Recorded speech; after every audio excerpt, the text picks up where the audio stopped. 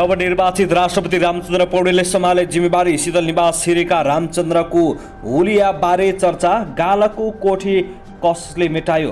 पर्चनले गरे रेणु दाहाललाई पुरस्कृत। संसद संवादमा हाल्न खोजिएकाले हामी अलग भयौं नेकपा एमाले।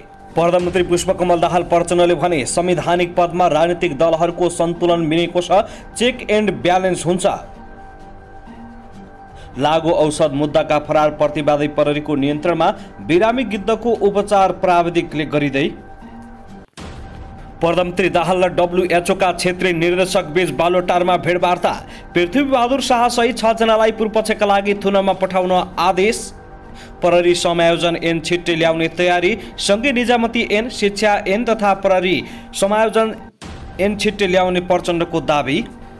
दार्चुलामा 19 वर्षीय युवतीको सामूहिक बलात्कार। 2 जना प्रहरीको नियन्त्रणमा। कोशी प्रदेशका 15 क्याम्पसमा सर्वसम्मत नेतृत्व। 15 सभापति अनेरा सहयोगका 3 जना नेवी सङ्घका वडा अध्यक्ष र सचिव दाजुभाइ बीच कुटाकुट। प्रधानमन्त्री प्रचण्ड पक्राउ पर्ने यस्ता छन् बलिया आधार। ट्र्याक्टरले साइकल ठक्कर दिँदा श्रीमतीको मृत्यु, श्रीमान गम्भीर घाइते। छुवाछुत गर्न गाउँपालिका अध्यक्ष यादव विरुद्ध प्रहरीले मानेन उजुरी दर्ता गर्न। यी हुन् नेकपा एमाले निकट अनेरा सहयोगबाट निर्विरोध भएका क्याम्पस सभापति। आज देशका यी 3 प्रदेशमा चट्यानसहित वर्षाको सम्भावना। हिमाली क्षेत्रमा हिमपात पर्ने। प्रधानमन्त्री प्रचण्डले भने संवैधानिक पदमा राजनीतिक दलहरूको सन्तुलन मिलेको छ, अब काम अगाडि बढ्नेछ। मुद्दा ठोकेपछि माओवादी भित्र तरङ्ग। पूर्व माओवादी घटकहरू एक हुने चर्चा। केपी शर्मा ओलीले दिए सुभाष चन्द्र नेमाङलाई संसदीय दलको उपनेताको जिम्मेवारी।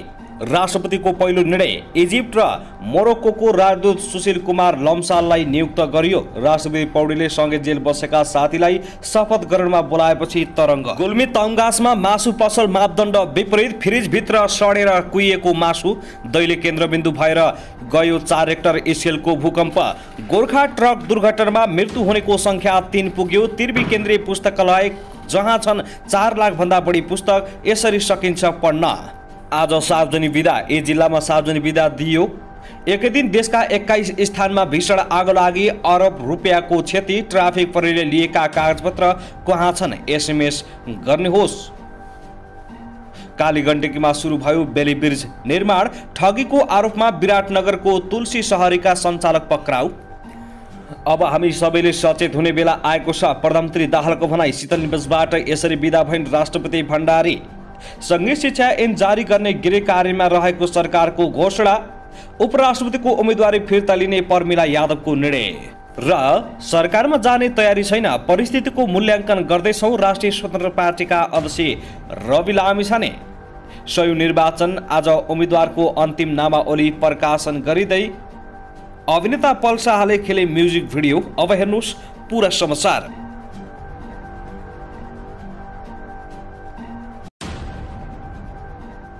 दर्शकबिन नमस्कार। युट्युब च्यानल नेपाली खबर मिडियामा तपाईहरूलाई हार्दिक स्वागत छ। यदि हाम्रो च्यानललाई अहिलेसम्म सब्स्क्राइब गर्नुभएको छैन भने सब्स्क्राइब गरी नजिक रहेको बेल आइकनलाई दबाई हामीसँग जोडिनुहोला। दर्शकबिन सदा चाहिँ आज पनि हामी तपाईहरुमाझ देशभरका विभिन्न समाचारका साथ उपस्थित भइसकेका छौँ। यो भिडियोलाई अन्तिमसम्म हेरी हामी साथ दिनुहोला। दर्शकबिन हाम्रो मेहनतको लागि एउटा सानो लाइक गर्न भने नभुल्नुहोला। कहाँ हेर्दै हुनुहुन्छ, के भन्न चाहनुहुन्छ, तपाईँ कमेन्ट लाइकका प्रतिक्रिया अवश्य पनि कमेन्ट गर्न नभुल्नुहोला। दर्शकबिन के तपाईँ हाम्रो च्यानलमा नियमित श्रोता हुनुहुन्छ? यदि नियमित हुनुहुन्छ भने तल कमेन्ट बक्समा नियमित अथवा रेगुलर लेख्नुहोस्। नयाँ हुनुहुन्छ भने सब्स्क्राइब गरी जोडिनुहोस् ताकि नयाँ अपडेटका साथ हामी तपाईहरुमाझ दैनिक रूपमा उपस्थित भइराख्नेछौँ। हाम्रा समाचारहरू तपाईहरूलाई के कस्तो लागिरहेका छन्, सल्लाह सुझाव प्रतिक्रिया कमेन्ट बक्समा छोड्न नभुल्नुहोला।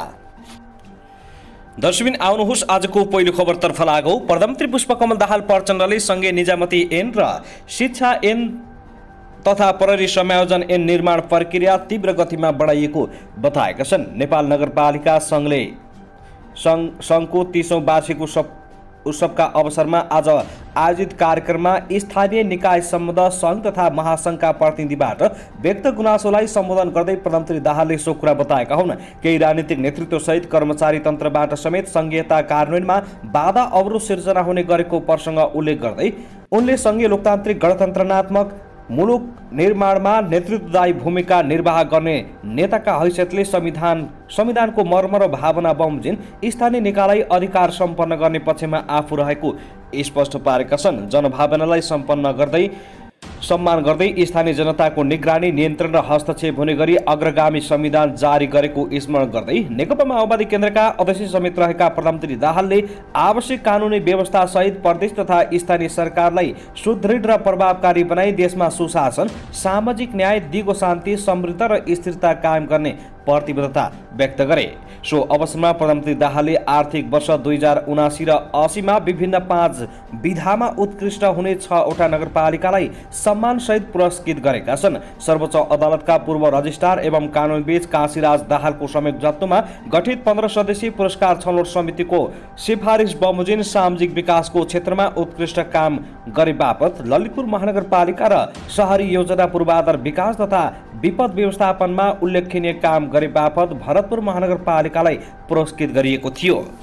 दर्शकबिन त्यसैगरी आउनुहोस् अब अर्को खबरतर्फ लागौ। प्रधानमन्त्री पुष्पकमल दाहाल प्रचण्डले यसअघि नेकपा एमाले सम्हालेका मन्त्रालयहरू नेपाली कांग्रेसलाई दिएर मन्त्री परिषद विस्तारको तयारी गरेका छन्। प्रचण्ड सरकारमा नेकपा एमाले 8 वटा मन्त्रालय पाएको थियो। गत पुस 10 गते गठन भएको प्रचण्ड नेतृत्वको सरकारमा एमाले अर्थ, परराष्ट्र, रक्षा, स्वास्थ्य, उद्योग, भूमि सुधार, महिला बालबालिका र कृषि मन्त्रालयहरू सम्हालेको थियो। तर राष्ट्रपतिको निर्वाचनका लागि प्रधानमन्त्री प्रचण्डले कांग्रेस सहितका सत्ता पक्ष र प्रतिपक्षमा रहेका दलहरूसँग नयाँ समीकरण बनाएपछि एमाले फागुन 15 गते आफ्ना मन्त्रीहरूलाई सरकारबाट फिर्ता बोलाएको थियो।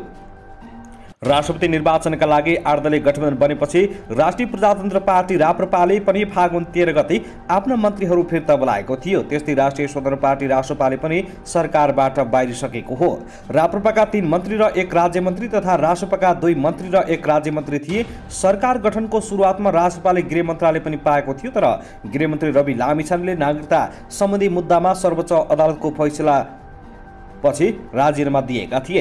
प्रधानमन्त्री प्रचण्डले विश्वासको मत लिएपछि एमाले राप्रपा र रासोपा सरकारबाट बाहिरिसके खाली भएका 13 र आफूले त्यस अघि नै हेर्दै आएका 3 मन्त्रालय गृह, वन तथा वातावरण र युवा तथा खेलकुद सहित 16 वटा मन्त्रालयको जिम्मेवारी आफै सम्हाल्दै आएका छन्। उनले रासोपाका अध्यक्ष रवि लामिछानेले सम्हालेको गृह माओवादी केन्द्रसँग राखेर एमाले सम्हालेका 8 मन्त्रालय कांग्रेसलाई दिने र बाँकी रहेका मन्त्रालयहरू अन्य दललाई दिने तयारी गरेका छन्। कांग्रेस सभापति शेरबहादुर देउवा निकट एक नेताले प्रधानमन्त्री मातहत रहेका 16 मन्त्रालय मध्ये 8 कांग्रेसले र 1 माओवादीले राखेर बाँकी रहेका मन्त्रालयहरू अन्य दललाई दिने तयारी भइरहेको छ।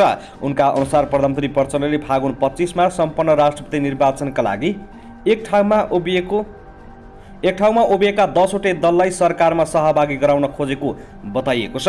राष्ट्रपति निर्वाचनमा नेपाली कांग्रेस, माओवादी केन्द्र, नेकपा एकीकृत समाजवादी, जनता समाजवादी पार्टी जसपा, लोकतान्त्रिक समाजवादी पार्टी लोसपा, नागरिक उन्मुक्ति पार्टी, जनमत पार्टी, राष्ट्रिय जनमोर्चा र नेपाल समाजवादी पार्टी एक ठाउँमा उभिएका छन्। रासोपाले भने अघोषित रूपमा 7 दलीय गठबन्धनका उम्मेद्वारलाई सघाएको थियो। नेपाली कांग्रेसलाई नेकपा एमाले राजीनामा दिएका 8 मन्त्रालय दिएर माओवादीले 5 मन्त्रालय लिने र बाँकी रहेका मन्त्रालयहरू अरू दलहरूलाई दिने तयारी भइरहेको छ। दर्शकबिन त्यसैगरी आउनुहोस् अब अर्को खबरतर्फ लागौ। कार्यकाल पूरा भइसके निवर्तमान राष्ट्रपति विद्यादेवी भण्डारी 7 वर्षभन्दा बढी समय शीतल निवासमा बिताएर बाहिरिएका छन्। नयाँ राष्ट्रपतिमा रामचन्द्र पौडेल निर्वाचित भएर हिजो सोमबार पद तथा गोपनीयताको शपथ ग्रहण गरिसके भण्डारीले शीतल निवास छाडेकी हुन्। राष्ट्रपतिको रूपमा भण्डारीले शीतल निवासमा 2 कार्यकाल बिताएकी छन्। नेकपा एमालेका तत्कालीन महासचिव स्वर्गीय मदन भण्डारीकी धर्मपत्नी समेत रहेकी भण्डारी 2072 मा राष्ट्रपतिका रूपमा शीतल निवास प्रवेश गर्दा पार्टीमा उपाध्यक्षको भूमिकामा रहेकी थिइन्। दोस्रो संविधान सभाबाट संविधान जारी भएपछि 2072 कार्तिक 11 गते पहिलोपटक राष्ट्रपतिका रूपमा शीतल निवास प्रवेश गरेकी भण्डारी दोस्रो पटक 2074 फागुन 29 गते पुनः राष्ट्रपतिमा नियुक्ति भएकी हुन्। 2 कार्यकाल जोड्दा भण्डारीले शीतल निवास बसाई 7 वर्ष 4 महिना बित्यो। लामो समय मुलुकको सर्वोच्च राष्ट्रपति पदको जिम्मेवारीमा रहँदाको अन्तिमतिर भण्डारीले सकारात्मक र नकारात्मक दुवै किसिमका आलोचनाहरू खेप्नु परेको छ। राष्ट्रपतिको कार्यकाल पूरा गरेर निजी निवास फर्किँदै गर्दा भण्डारी सक्रिय राजनीतिमा आउने चर्चा भइरहेका छन्। उनले आफू निकटहरूसँगको छलफलमा भेटमा पनि सक्रिय राजनीतिमा फर्किने संकेत गरेकी हुन्। कतिपयले भण्डारीले पुनः नेकपा एमाले नेतृत्वको एमालेको नेतृत्व सम्हाल्ने अड्कलबाजी समेत भइरहेको छ। आफू निकटस्थहरूसँगको भेटमा भण्डारीले समय र परिस्थितिले जे माग्छ त्यो भूमिका निर्वाह गर्न तयार रहेको बताएका छन्। भण्डारीको यो भनाइले पनि उनी पुनः राजनीतिमा फर्किन सक्ने धेरैको बुझाइ छ। तर कतिपय विशेषज्ञ र बुद्धिजीवीहरू भने राष्ट्रपति जस्तो उच्च जिम्मेवारीमा पुगेको व्यक्ति अवकाश लिएपछि पुनः राजनीतिमा फर्किनु नहुने मत राख्छन्। संविधानले पूर्व राष्ट्रपतिलाई पुनः सक्रिय राजनीतिमा आउन नरोकेकाले उहाँ राजनीतिमा फर्किए अस्वाभाविक मान्न नहुने पनि उत्तिकै तर्क छ। दर्शकबिन त्यसैगरी आउनुहोस् अब अर्को खबरतर्फ लागौँ। तम्घासमा सञ्चालित अधिकांश मासु पसल मापदण्ड विपरीत रहेको पाइएको छ। भेटनरी अस्पताल तथा पशु सेवा विज्ञ केन्द्र गुल्मीले हिजो सोमबार बिहान गरेको मासु पसल अनुगमनका क्रममा दुध र मासु एकै ठाउँमा राखेर बेचेको, धेरै दिनको बासी मासु सडेको अवस्थामा फेला परेको र व्यवसाय दर्ता नगरी चलाएको पाइएको केन्द्रका सूचना अधिकारी भरत गिरीले जानकारी दिए। मानव जीवनको स्वास्थ्यमा गम्भीर असर पर्ने गरी मासु पसल सञ्चालनमा रहँदा अनुगमन गर्ने निकायले हालसम्म कुनै कारबाही नगरी सुझाव मात्रै दिएर आउने गरेको त्यहाँका उपभोक्ताहरूले गुनासो गर्दै आएका छन्। तम्घासमा रहेको रेसुङ्गा मिट सपमा धेरै दिनदेखिको बासी मासु फ्रिजमा कुहिएको अवस्थामा फेला परेको र फ्रिज पनि बन्द अवस्थामा रहेको अनुगमनका क्रममा पाइएको गिरीले बताए। त्यस्तै झिल्के दुग्ध डेरी तथा मासु पसल, साकुरा दुध डेरी र मामा भान्जा मासु पसलमा दुध र मासु नजिकै राखेर बिक्री गरेको पाइएको छ। मासु पसल अनुगमनका क्रममा धेरै त्रुटि पाइए अब के गर्नुहुन्छ भन्ने प्रश्नमा केन्द्रका प्रमुख भरत काफ्लेले तत्कालै पत्र काटेर सुधारका लागि केही दिनको समय दिने र दिएको समयमा सुधार नभए जरिवाना र कानुन अनुसार कारबाही गरिरहे छाड्ने दावी गरेका छन्।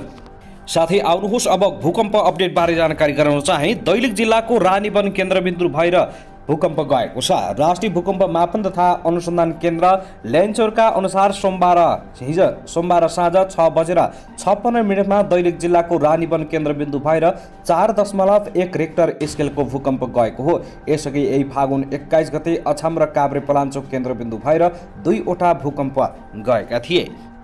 साथै आउनुहोस् अब अर्को खबरतर्फ लागौँ। सुदूरपश्चिम प्रदेश सरकारले मंगलबार 2 जिल्लामा सार्वजनिक बिदा दिने निर्णय गरेको छ। राणा थारू समुदायको खखडेहरा पर्वको अवसरमा प्रदेश सरकारले कैलाली र कञ्चनपुरमा आज मंगलबार सार्वजनिक बिदा दिने निर्णय गरेको हो। यसअघि चैत्र 1 गते बिदा दिने निर्णय गरेको भए पनि फागुन 30 गते दिने गरी मिति संशोधन गरिएको आन्तरिक मामिला तथा कानुन मन्त्रालयले जारी गरेको सूचनामा उल्लेख गरिएको छ। त्यसैगरी आउनुहोस् अब अर्को खबरतर्फ लागौँ। दाङमा प्रहरीले 4 वर्षीय नाबालिका र 29 वर्षीय महिलालाई जबरजस्ती करडी गर्ने 3 जना व्यक्तिलाई पक्राउ गरेको छ।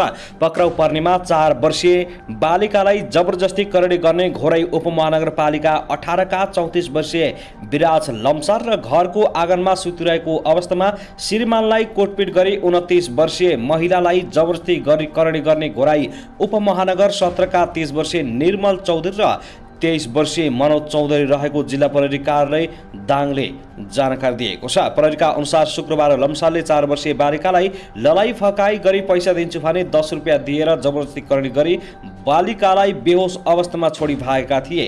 पीडित बालिकाका आमा बुबा बङ्गलाचुली गाउँपालिका 8 मा लेबरको काम गर्दै आएको र लम्साल पनि काम गर्न शुक्रबार आएको अवस्थामा जबरजस्ती करडी गरी पीडितलाई बेहोस अवस्थामा छोडेर भागेको बताइएको छ। पीडितकी आमाले खोजतलास गर्दै जाने क्रममा बालिकालाई बेहोस अवस्थामा फेला पारेपछि प्रहरीलाई खबर गरिएको थियो। लम्सालले प्रारम्भिक अनुसन्धान गरी जबरजस्ती करडी कसुर शीर्षकमा आइतबार दाङ जिल्ला अदालतबाट 5 दिनको म्याद थप भई उनीमाथि थप अनुसन्धान भइरहेको जिल्ला प्रहरी कार्यालय दाङका प्रहरी प्रमुख एसपी वीरबहादुर ओलीले जानकारी दिए।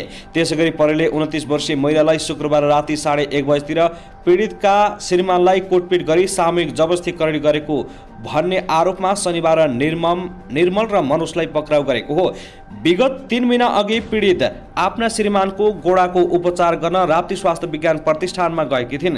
श्रीमानको उपचार गर्दा पैसा सकिएपछि दुवै जना माग्दै खाँदै गर्दा बिहिबार घोराई 17 बेलभार स्थित गजु चौधरीको घर नजिक पुगेका थिए। रात परिसकेकाले दुवै श्रीमान श्रीमती चौधरीको घरको आँगनमा सुतिरहेको अवस्थामा निर्मल र मनोज आए। पीडितका श्रीमानलाई कोटपिट गरी लतार्दै 25 मिटर पर लगेर दुवैजनाले सामूहिक जबरजस्ती गरेको भन्ने आरोपमा उनीहरूलाई पक्राउ गरिएको एसपी ओलीले बताएका छन्। दुवैजनालाई पक्राउ गरी उनीहरू उप सामूहिक जबरजस्ती अन्तर्गत कसुर मुद्दा दर्ता गरिएको छ। साथै आउनुहोस् अब अर्को खबरतर्फ लागौं। निर्वाचन आयोगले उपराष्ट्रपति निर्वाचनका लागि उम्मेद्वारको अन्तिम नामावली हिजो प्रकाशन गरेको छ। उम्मेदवारी फिर्ताका लागि दिएको निर्धारित समयमा कोही कसैले पनि उम्मेदवारी फिर्ता नलिएपछि निर्वाचन आयोगले 4 जनाको नाम अन्तिम नामावलीमा राखेको छ। उपराष्ट्रपतिका लागि सत्ता गठबन्धनबाट जनता समाजवादी पार्टी जसपाबाट 2 जना र जनमत पार्टीबाट 1 गरी 3 जना भिड्ने भएका छन्। त्यसैगरी विपक्षी दल नेकपा एमालेबाट अष्टलक्ष्मी साक्य उम्मेद्वार छिन्। त्यस्तै जनमत पार्टीकी ममता झा, जसपाका रामसहायक प्रसाद यादव र परमिला कुमारीले दिएको उम्मेदवारी कायम राखेको हो। उपराष्ट्रपति चयनका लागि चैत्र 3 गते मतदान हुनेछ। मतदान बिहान 10 बजेदेखि दिउँसो 3 बजेसम्म हुने निर्वाचन आयोगले जानकारी दिएको छ। त्यसैगरी आउनुहोस् अब अर्को खबरतर्फ लागौं।